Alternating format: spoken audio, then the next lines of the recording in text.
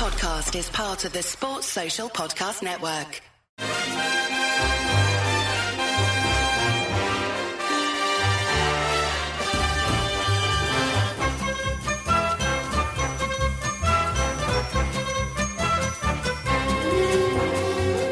Hello everyone, I'm Chris Wynn and welcome to How We're the Podcast as we continue our build-up to our visit to Wembley at the weekend to take on Sheffield United in the Championship playoff final.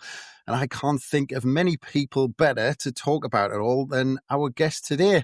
For a start, I watched him at Roker Park from the Fulwell end when I was a young'un, as he made well over a century of appearances for Sunderland, and now he's an all-round guru for Sky Sports when it comes to the Football League. It is, of course, Don Goodman. Welcome, Don. Thank you. Nice to see you.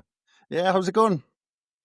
All is good. It's the most exciting time of the year, isn't it? Really, at the end of the day, except when you're involved, it can be brutal if you're on the wrong side of it. Just ask Coventry City fans and Bristol City fans. So, but it is. I think the playoffs have been the best invention in football. To be honest with you, even if I've felt both sides of them, pleasure and pain. Yeah, we'll go into a bit of that. But you mentioned, we were talking before, and you mentioned today you've been filming something and been busy in the build-up to the game. So has that already got you kind of looking forward to it already? Yeah, and I just think I think once the second legs are coming round and you know you're going to get drama one way or another, even if it's a dour game and a penalty shootout, it's going to be dramatic. And that's when the excitement and the drama kicks in, and it doesn't really let up, even though there's quite a gap between the actual second legs and the visit to Wembley. There's still loads to get your teeth into about how both teams have got there, the drama. I don't think anybody connected with Sunderland will ever get fed up of talking about the drama that Dan Ballard managed to provide. And so it's just an exciting time. Lots of interviews, podcasts, bit of content for Sky in the build-up, and prepare for the game. And I think the beauty of this game is that there were two very good games of football earlier on in the season. However, I think both teams are likely to be playing in a slightly different way than when they were playing those two games. So it's going to be fascinating. Yeah, now I'm going to pick your brains on that. But I was actually reading, Don, and it surprised me actually. It's been that long, but I'd read somewhere that it's been 18 years now that you've been commentating for Sky Sports on the Football League. I mean, I assume, you still enjoy getting up and down the country, having a front row seat and being able to talk about it from the commentary box. I'm still passionate. I still love football. I'm not one of these old dinosaurs that says it was better when I played and I just love it, actually. Obviously, there are elements of it, the cheating, the diving, the feigning injury and all that frustrate the hell out of all of us, but I still love the game. It's been a passion of mine from about the age of 4 or 5, to be honest with you. And for me, I've got the best job that I could possibly have in terms of I turn up, I give my opinion, and I go home. I still manage to keep my hair. That's because I didn't go down the coaching and management route. So yeah, I'm still very passionate about it, and it's a privilege to go and watch all levels of football. Obviously, it's predominantly the Championship with a bit of Premier League and the odd bit of League 1 and 2 thrown in for good measure. It's fantastic, and I love it, all of it. Yeah, well, let's see if you're still saying the good days. The old days weren't the best days after we go into some of your playing experiences. But in terms of commentating throughout the season, you do your Tuesday nights in Stoke and all of that sort of stuff. But I imagine this weekend, this is almost kind of Christmas in terms of commentating on the Football League. Yeah, it is. I mean, this is going to be one of the rare occasions where a club that's involved has got a piece of my heart. So obviously, there's a balance that I must have in terms of my professionalism, and I have to call it how I see it and give balanced opinions. But ultimately, I had 3 amazing years at Sunderland. I'll never, ever forget how the fans supported me and put me on a pedestal and, treated me. And obviously, in an ideal world, apologies to any Sheffield United fans that may be listening, but obviously I would want Sunderland to win the game. But if they don't, and it's Bris Wilder, he's a bloke that I like, ultimately, out of every negative, I will always try and find some kind of a positive. So yeah, looking forward to it. As I said, it's the best time of year. It's when the prizes get handed out, and there's nothing like winning a playoffs. I've won a playoffs and I've lost the playoffs. And winning the playoffs, I've won a league title, and winning a playoffs was by far and away the most exciting way to get promoted. Unfortunately, there are no guarantees, and it's the worst way not to get promoted as well. Yeah. Well, I was just about to say, Don, I mean, to be fair, you give us 3 great years as well. I mean, straight away I'm thinking about those 2 league games, but I don't want to go the games against Leeds, actually, that we won 2-1. But I don't want to go down a rabbit hole, because I'll just go off on a tangent. But actually, you touched on it there when you said you talked about that you played for Sunderland, and obviously there's West Brom in there, there's Bradford, there's Wolves, so the few a list of clubs that you played for. I mean, is it a bit strange commentating when you come up and you're commenting on former clubs in some ways? Because actually, I imagine that it's a situation you just can't win, because if you go one way, people are going to say you're biased, and if you go the other way, you're going to get stick from the fans of your former club, so you can't win. Yeah, it is one of those. There's no doubt about it, Chris. I mean, look, I think the general consensus is that I am possibly slightly harder on the clubs that I care about, and that's because I care about them, Obviously, as I've already alluded to, I have to try and be like Roy Walker and say what I see. But it's not easy sometimes. And yes, I've had periods of my life where I know that I'm not flavour of the month with Leeds United fans. As a Leeds United fan myself growing up, because they can't understand why from 2007 until Marcelo Bielsa got there, I'd had to be pretty critical of Leeds United, because it was a giant football club, very much underachieving. And of course, Leeds United fans didn't like those opinions, but they were the truth. And since Marcelo Bielsa got there, and generally I've been able to be really nice about Leeds United. And it's the same goes for Wolves, West Brom, Sunderland, Walsall, all at Bradford City, all of those clubs that mean so much to me. And in answer to your question, yes, I probably on reflection would be judged to probably be a fraction harder on the clubs that I care about in terms of my opinion, because I just want them to do well. Well, that's it. You wouldn't be doing the job you paid for if you didn't give your actual opinions on what's happening in front of you. But you have given me a hard job, because I've got to shoehorn, if you're not pressing, you're not guessing into this podcast somewhere. Yeah, you've given me okay. that. But look, let's go back to your playing days, because you, as you've already touched on, you were twice a beaten semi-finalist in the playoffs at Wolves. The first one, I mean, I have to admit, I kind of try and do research for all of the pods and all this, but I've enjoyed doing this one, because it took me back to that semi-final Wolves against Bolton Wanderers in 1995, and I was watching the highlights back earlier, and I was watching the highlights of both legs actually. And the first leg, Wolves you 2-1 up with about 10 minutes to go, and you picked the ball up, and with your left foot from about 20 yards, you hit a strike that came back off the bar that would have made it 3-1. And then you would have went to Boundary Park. Burnden, no, right, first Burnden, that's it. Yep. And you would have taken a 3-1 lead, because they won the second leg 2-0. But if you look back to that, I mean, would you say that is your what if moment in terms of you playing in the top flight? Yeah, 100%. Look, the reason that I left Sunderland in the first place was because I signed for Sunderland because I felt they were going to be a good vehicle to get me to the Premier League. And the 3 years that I had there, unfortunately, in terms of league position, we were pretty mediocre and invariably mostly in the middle of the table. And then obviously Wolves came along, and I was almost certain that I was going to be a Premier League player with them. And as you've alluded to, I've hit the post in terms of, figuratively speaking, and in reality, in terms of getting to the Premier League. So, yeah, in that game that you watched at Molineux, we actually hit the woodwork 5 times. And Bolton were given license for an emergency goalkeeper.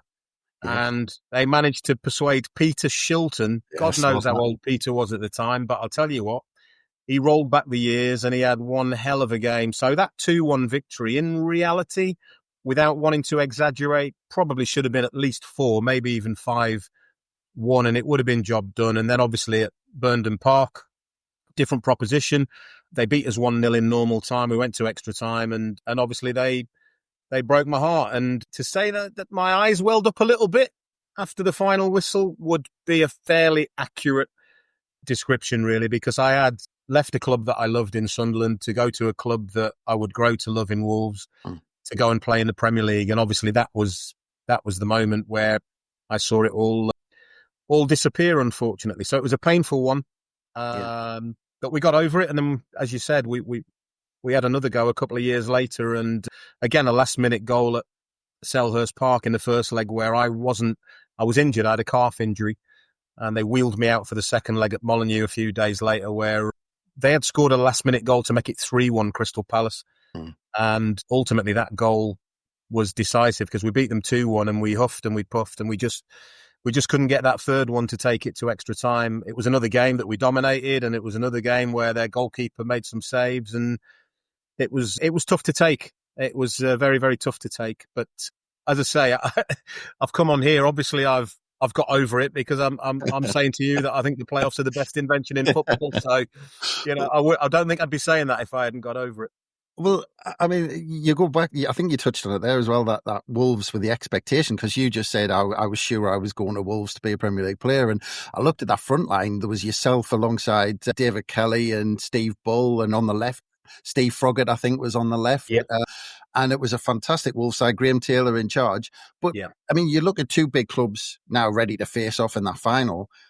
And that Wolves, the expectation around that Wolves side, I mean, can you try and describe as a player what that pressure's like? Because you must be just thinking, well, the expectation is for us to win all of this and get into but it doesn't work like that, does it?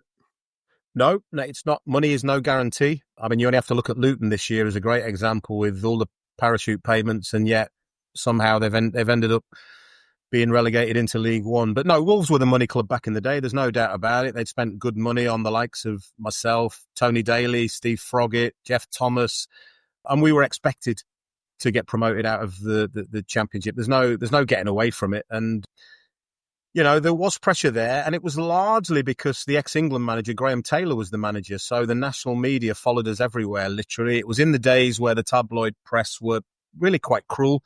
I think some people will remember the horrible way that they tracked Graham in order to get rid of him. We won't dwell on it, but it was bang out of order. And it was almost like this man, they were desperate for him to keep failing at club level, and they wanted to be there to watch him fall over. And ultimately, that brought its own pressure. And then there was an expectation. And you mentioned the forward line of David Kelly, myself, Steve Bull, Steve Froggatt, Tony Daly was another one. Yeah. And if you go on to the next round of playoffs, we had a young Robbie Keane who was brilliant, and I think with Ewan Roberts. And so there were lots of strikers. And the thing was, Wolves became a team that would, I think the year when we lost to Bolton in the semi-finals, I think we were the division's top scorers, but we were also a little bit porous at the back. We had this gung-ho way of playing, which probably left us a little bit too exposed. And ultimately that was costly. But there was a pressure there, and some it's like any big club, it's like Sunderland. There'll be some of those lads that cope with the pressure and the expectation better than others. We're all very, very different when it comes to that. I mean, I loved it personally. I loved being at big clubs like Sunderland and Wolves and West Bromwich Albion and having an expectation to perform and on an individual level to score goals. I embraced that kind of a pressure. Yeah, and I enjoyed watching Gordon Cowan's in midfield as well. Amazing. I forgot he was at Wolves at the time. Brilliant player. But we can't mention your two losses without mentioning the fact that you went to the Millennium Stadium with Walsall in 2001, Man of the Match award, got a goal, and that's in the playoff final. I took Walsall up. You beat Alan Pardew's Reading as well in that final in extra time. I think it was in extra time. It was. Yep. So, I mean, is there a kind of secret in terms of mentality with the playoff final that, is it to stay calm? Is it to pump yourself up? Was there a way that Walsall did it that day or was it just a case of just getting through the game and just reacting to what happened? Yeah, like I've already alluded to, I think different individuals deal with big occasions differently. I was 35 at the time. I didn't have a nervous bone in my body, to be honest. I just wanted to get out there and wanted to try and get Walsall into the Championship. To be fair, Ray Graydon had assembled quite an experienced group, actually. There were a lot of lads, maybe not quite as old as me, but certainly nudging my age. In Fitzroy Simpson, Barry Horn signed on the same day as me. So there was a nice blend of young uns and old uns. And yeah, we managed to get the job done against a very, very good Reading team who probably were favourites and who had spent a lot more money than Walsall and who had 2 or even 3 times as many fans in the Millennium Stadium as we had. But ultimately, it was going to be our day. We found a way, and on these occasions, it's about finding a way. That's what Sunderland did in the game in the tie against Coventry City. They found a way, and that actually is what Sheffield United have done for large parts of the season. They haven't particularly played amazing football, but they've found a way to win games of football. And that day at the Millennium Stadium, arguably the highlight of my entire career at the age of 35. As you said, I scored a goal. Brian Marwood was the co-commentator on Sky Sports, gave me man of the match. And I quote, he said, "Goodman was everywhere." And I think he must have been confused because there were about 5,000 Walsall fans with afro wigs in the stadium that day. So everywhere he looked at, I literally was everywhere. So maybe that's why I got man of the match. But no, joking aside, a brilliant day, a brilliant way to get promoted. And yeah, it's very, very special. And obviously Sunderland fans and 1 or 2 of the players have had a recent experience of the joy that winning a playoff final can bring. Well, that's it. Well, look, let's get into Sunderland. Taking into account what happened last season, going through Tony Mowbray and Michael Bale, Mike Dodds finished off, and then appointing for what most of us, I think, was an unknown French coach out of nowhere. Would you kind of go as far as to describe Sunderland as a surprise package this season? Or do you think, considering some of the players we've got, we should really expect to finish comfortably in the top 6 like we are? No, I'd say it was somewhere in the middle, really, because a lot of the players were at the football club last season and finished 16th. So, and the way that Sunderland finished, it was awful, wasn't it? Was it 2 wins in 15, 16 at the end of the season or something like that? Nearly as bad as this season, to be fair. But it doesn't matter this season, whereas it did last season, to go from sort of somewhere in the middle where you're nudging a playoff spot towards the bottom end. It was poor. And so there's always that becomes part of your expectations in the early part of the following season until you really know. And then they hired a coach that, let's have it right, not many of us had even heard of, whose team had been relegated, albeit under circumstances where he lost all his best players, etc., etc. And again, let's have it right, there are lots of foreign managers that get opportunities in the top 2 divisions of English football, and it's a huge shot in the dark. Some of them work, and probably more of them haven't worked than have worked. So it was a case of the start of the season as, right, let's just see where they're at. Clearly, the youngsters at the football club are hugely talented. But I was quite critical publicly of the philosophy of only buying sort of under 21s, under 20s or whatever throughout last season, because I just felt 2 or 3 experienced heads. So I was really pleased when I saw the likes of Alan Brown and Chris Mepham arrive to supplement the likes of Luke O'Nien. So I just felt, even if Alan Brown hasn't played that much football or as much as he'd like, I just think having him in the building, and Chris Mepham has had arguably one of the best seasons of his career, I got to say, and yet found himself remarkably out of the team. What a masterstroke that was.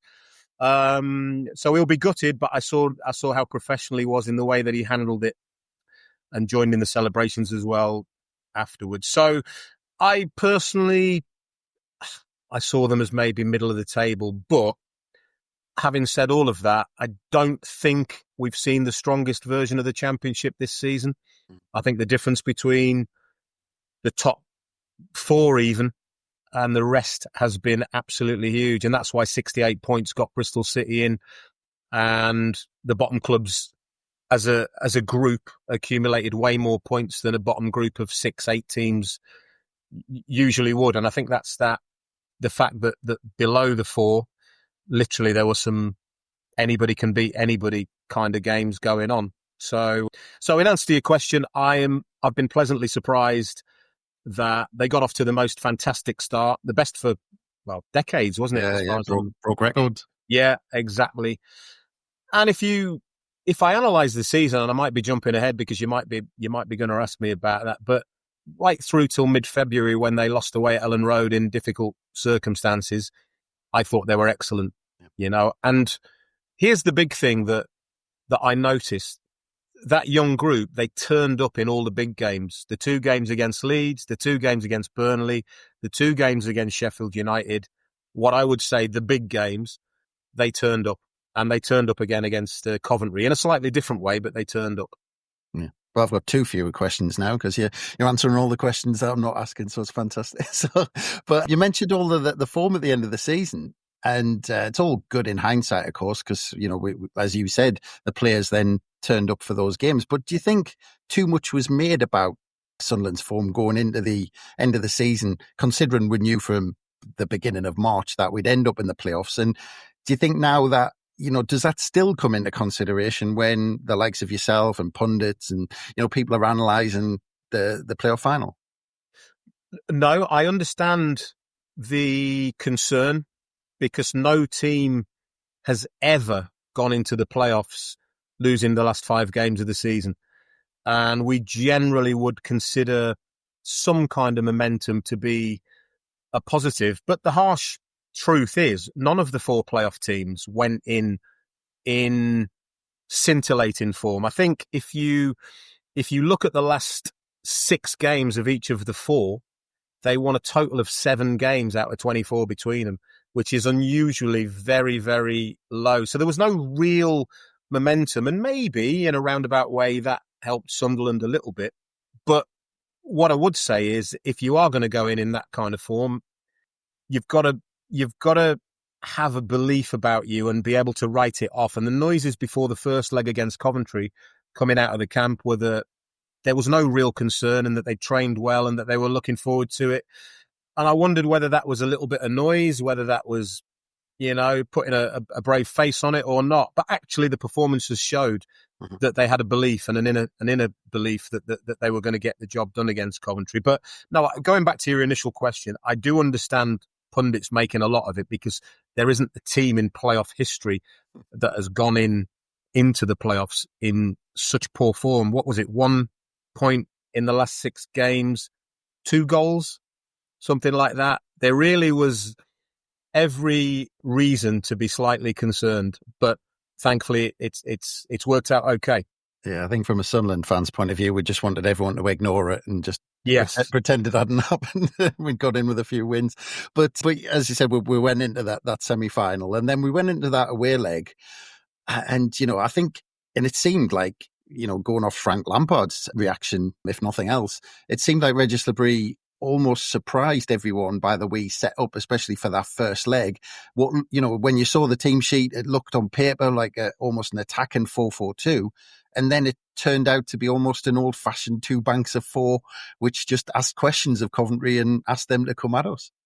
I think it was a masterstroke, wasn't it? Really, let's have it right, because I can't remember Coventry having too many real clear chances in that first leg. And Sunderland always carried that threat on the counter-attack. Oh, look, I think everybody in football was probably surprised that Sunderland had, 24% of the ball? Something like that. That is incredibly low. And I'm not sure whether it was designed that way or whether it was just that Coventry City were just happy controlling the ball. I mean, look, I think it was a formation designed not to get beat. And if Sunderland had come away from the CBS Arena with a draw, that would have been an excellent result. But the fact that they came away with a win was incredible. But I also think it confused the players and the manager maybe on what the best way to attack that second leg at the Stadium of Light was going to be. It was almost too good a result in terms of Coventry had clarity. They had to go there and win. Sunderland had uncertainty. How do we get over the line? Do we attack and try and get the next goal, in which case we'd fancy ourselves, or do we try and hold them at arm's length the way we did in the first leg? And I thought that was a conundrum that the players probably struggled to come to terms with a little bit in that second leg until the second half of extra time, and then they got to terms with it. So. Yeah. But you've already mentioned some of the bigger games we've played this season, and actually, when you look at it, we're talking about it surprising a few people, and okay, the 24% stat might surprise a few people, but actually, when you look at those big games we played in, the Burnley game, the Leeds game, Sheffield United game, especially just picking out the three big ones, that was almost the blueprint of how Regis Labrie set up this Sunderland side this season, giving these young players all that structure, which, maybe in the past have had a little bit too much freedom, and now he's got them set in these ways that they know how to dig in when they need to. Well, that structure, that is the key word. So on the second game of the season, so the first Sunderland home game, they welcomed Sheffield Wednesday, who I'd seen smack 4 past Plymouth on the opening day of the season. I thought, we'll get an idea. Let's see how good these two are. I managed to collar Luke O'Nien before the game and have a quick chat with him, ask him how it was going, ask him what the new guy was like. And he said he's given us a structure. And what I saw all of the season was a structure. And certainly it really played a massive, massive role in overcoming Coventry City. And yes, 24%, I think it was the second lowest Sunderland have had since promotion. The lowest was against Bristol City a few weeks earlier, where they played with 10 men for 83 minutes. So there hadn't been 11v11, anything really to compare that to, but it's just the way it worked out. As I said to you, Coventry struggled to carve out genuine goal-scoring opportunities at the CBS. So why on earth would Sunderland do anything other than what they were doing? Because as it stood, they were winning, they were pegged back very quickly, and then they were winning again. So it was a perfect away performance, but it was built on that solid structure. There's no doubt about that. Yeah. And from your experience being in dressing rooms and seeing, the starting 11s being pinned up on the board and all this sort of stuff, you talked about that, Chris Mepham stepping out and Dan Ballard coming in. I mean, when a manager makes a big call like that with Chris Mepham, I think he'd already missed 4 of the 41 games before that. Yeah. And he switches it up for such a big game. Is there sometimes kind of looks going around the dressing room when a manager makes a call like that? And it's just, and does that tell you what the mentality is like in the squad, that he can make a big change like that and yet they still go out and perform like they did? Yeah, I think it signifies the bond that they have in that dressing room. They are all in it together, and it doesn't matter which 11 are actually on the pitch. Of course, as a player, you want to play, and Chris Mepham would have been a little bit disappointed. There's no, you can't dress it up any other way, and some of his teammates may have been a little surprised, given that Dan hadn't played since, mid-February, something like that. Yeah. But what it turned out to be was an absolute masterstroke, because, as they used to say in the old days, Dan Ballard at the CBS, he was like head on a stick, wasn't he? Everything came in, he headed it away, and ultimately it was his head that got Sunderland over the line at the Stadium of Light. It was just an incredible decision, backed up by Dan Ballard's incredible 2 performances, and he's going to have to deliver again, because Sheffield United have got a big fella up front called Kiefer Moore, and he's going to have to deliver again, is Dan Ballard, if Sunderland are going to overcome Sheffield United. But yeah, getting back to your point, there's disappointment. There may have been an element of surprise in some quarters, but everybody would have rallied around Chris Mepham, including the manager and the coaching staff, told him what a brilliant season he'd had and that they'd still need him, and they still might need him. Yeah. In this final, they might need him to come on at some stage. If they're leading, they might need him, and he has to be ready. And ultimately that he proved he was a team player. You can't fake the joy that he was showing after the second leg. You can't just fake that. So to me, it was a great indicator that is a very, very much group of lads that are very much together. Yeah. And just quickly, I mean, I can't not talk to you about that moment. One of our lads reacting to it called it the flamingo that Dan Ballard, did to get his head on that ball. And, even, I mean, all across the world almost, because I've got for my day job, I've got my boss in the United States who kind of follows football, but he's got a friend in Kentucky who doesn't know that, he had someone working for Sunderland, yet he was sending him messages about what was happening in that game, because he was watching it in Kentucky. And it was just one of those moments that I think, as a football fan, okay, let's take Coventry fans out of the equation, because it's not nice when it happens to you, but it's almost what you live for, those moments in football where it's just spontaneous. You think it's over and something just happens, and there's a reaction like there was. I mean, I've never heard a reaction in a football stadium like it. I got to be honest with you, as a player or as a pundit, the noise was incredible. My jaw was on the floor. Thankfully, there was a good sort of 30 seconds or so before I had to give my opinion on what I'd just seen because I couldn't speak, literally. And I think really in playoff terms, certainly in the Championship, I can only think of the Troy Deeney moment that would rival that. Ultimately, I wasn't there at that one. I was at this one. And obviously, it was meaningful because of my love for Sunderland. So, incredible. An incredible moment, an incredible header. I've watched it so many times. I still don't know how he's managed to contort his body to get that ball off his head. And people thought it hit his shoulder or his back. It comes off his head. I don't know how he's done it, to be honest. And he probably doesn't know how he's done it, to be fair. And he probably doesn't care how he's done it. But the moment itself, I think, will be played over and over and over again, all over the world. It'll be painful for Coventry fans. Yeah. But for Sunderland fans and fans of football, it's an iconic moment, I would say. I was covering the Sheffield Wednesday comeback in the playoffs a couple of years ago when they were 4-0 down in the first leg. That was brilliant. Against Peterborough. And again, the drama of that, the late goals, the penalty shootout, that Dan Ballard goal, it belongs in the iconic moments of playoff history. Yeah. And obviously Sheffield Wednesday went on to get promoted and win. So Sunderland fans need to hope and pray that it can be a really, really meaningful goal. Yeah. Well, I don't know if you've heard it, but a former teammate of yours, Gary Bennett, working on BBC Radio Newcastle, actually called it. There's a clip of him going around saying, as soon as the corner was given, he said, right, we're going to score here, Dan Ballard.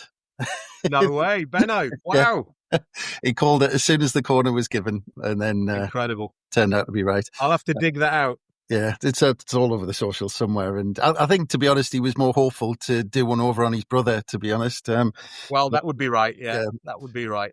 But yeah, I mean, look, Sunderland had to dig in against Coventry. But on the other side, Sheffield United, as you mentioned, kind of swatted aside Bristol City with the help of that red card in the first leg. But do you think that the contrasting way that the two sides went through the semi-final might have some sort of impact on the final? Because if you look, Sheffield United almost coasted past Bristol City, and that could work either way, as could the intensity levels of the semi-final we've just been through. So do you think that has an impact?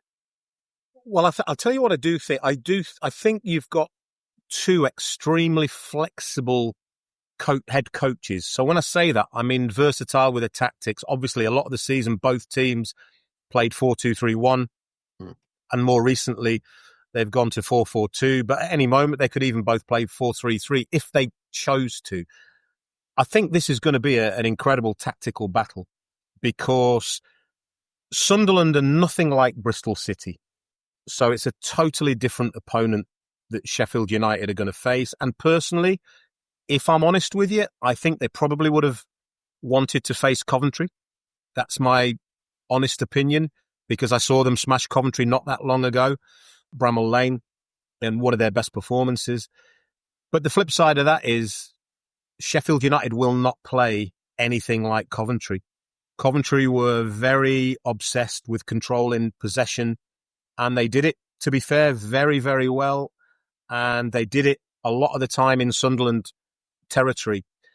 I think Sheffield United will be a little bit more direct, and I can't for the life of me imagine Sheffield United having 65, 70% of the ball. So that's where the tactics come in, and that's where it's going to be, from a football match perspective, incredibly interesting to see what plans are going to be laid down. I think from Sheffield United's perspective, I think they probably will go with two up front.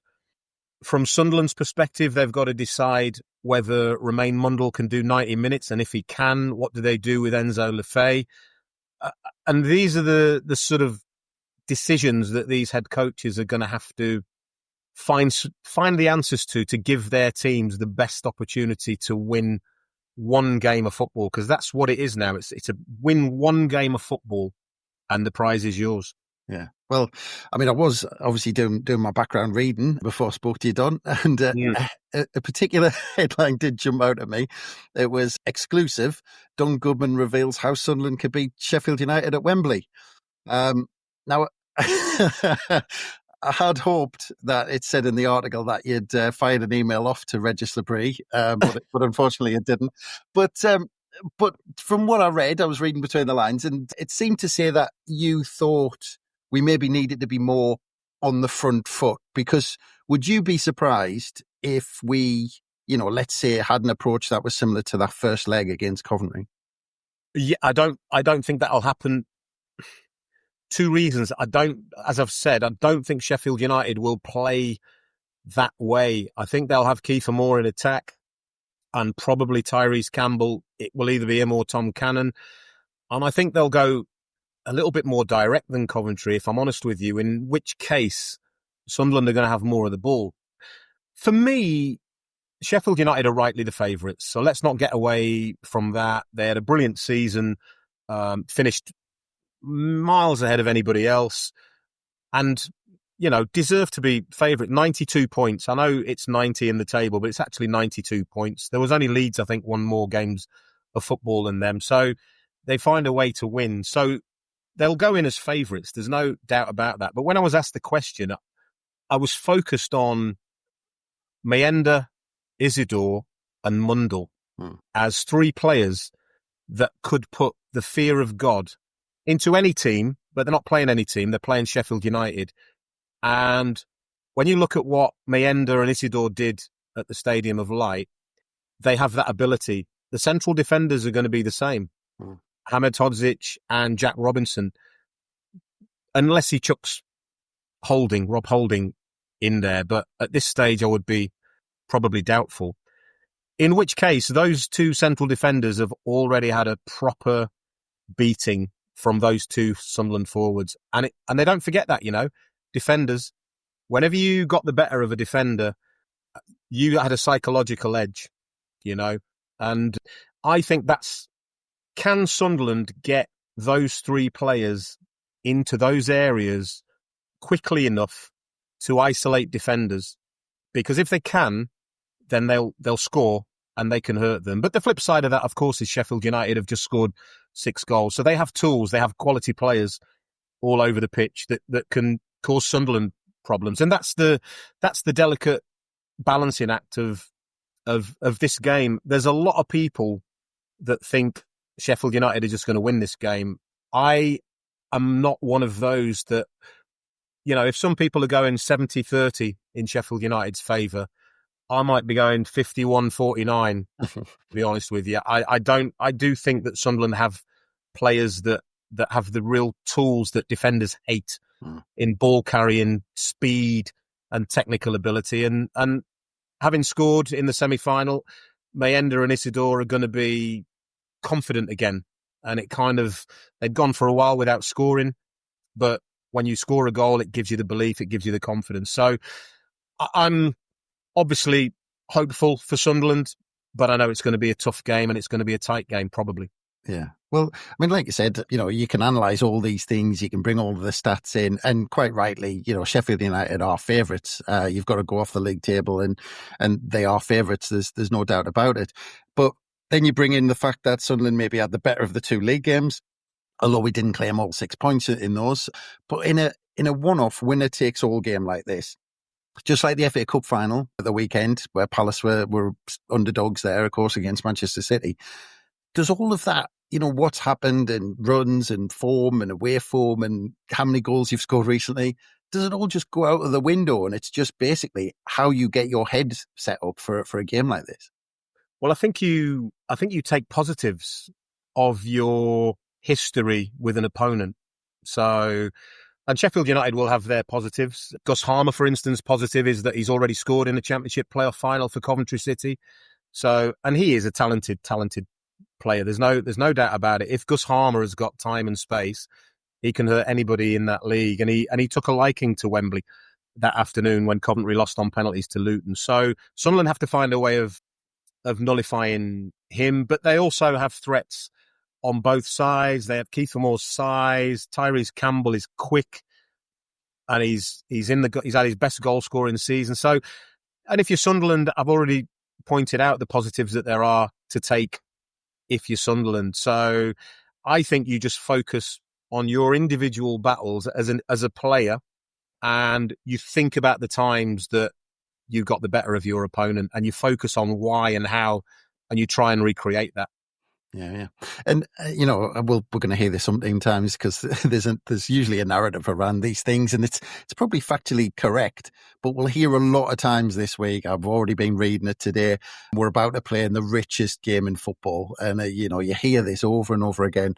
Yeah. When people term it like that, do you think that takes away a little bit from the fact that actually, fans just want to see their club have a bit of success playing in the top division? And when you look at players like Luke O'Nien, who you've already mentioned, who's been on that journey with Sunderland, it's not about the riches, and he'll only be thinking about being a Premier League player, and because he thinks about the. So do you think when it's termed like that, it takes it away from the game a little bit? Well, it's termed like that because football nowadays is a business, very much for the chief executives and the people, the owners. It is a business, and it costs money to run this business. So, and it's life-changing, and it will be hugely life-changing for the players and for the football club and for the fans, really. So for the players, it is about becoming a Premier League player, but there's no denying it could be life-changing in terms of some of the salaries that they might be able to get by being a Premier League player. It could set them up for the rest of their lives, the better ones amongst them. But for the club, the Premier League is the golden goose, isn't it? And you can dress it up any way you want. Players probably shouldn't be thinking about the 170 to 200 million pounds it's going to get the club. But people will chuck it in their faces, as you've alluded to, and it will be. And with that, it does bring an extra type of pressure, unless you're one of those characters, and I suggest Luke O'Nien probably is, that can block all the noise out, the external noise, and just get on with trying to win a game of football. But there's no doubt about it. It's a huge game for both clubs, for all the players, for the head coaches, for the fans. It's a massive, massive, massive game. And for some of those players out there, it might be life-changing. Yeah, I think that's a cracking note to leave it on, Don. And I assume you're on commentary duty for the game?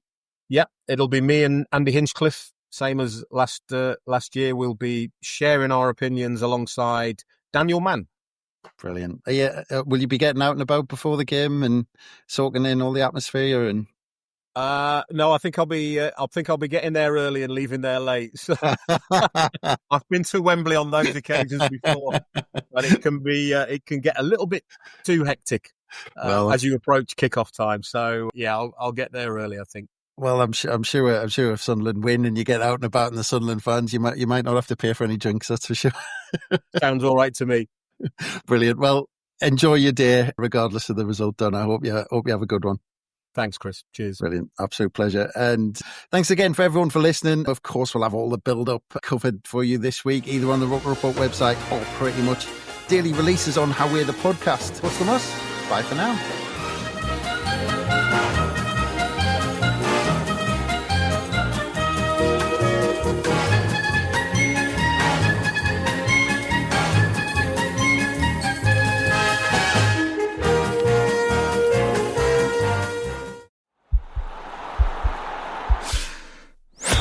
This podcast is part of the Sports Social Podcast Network.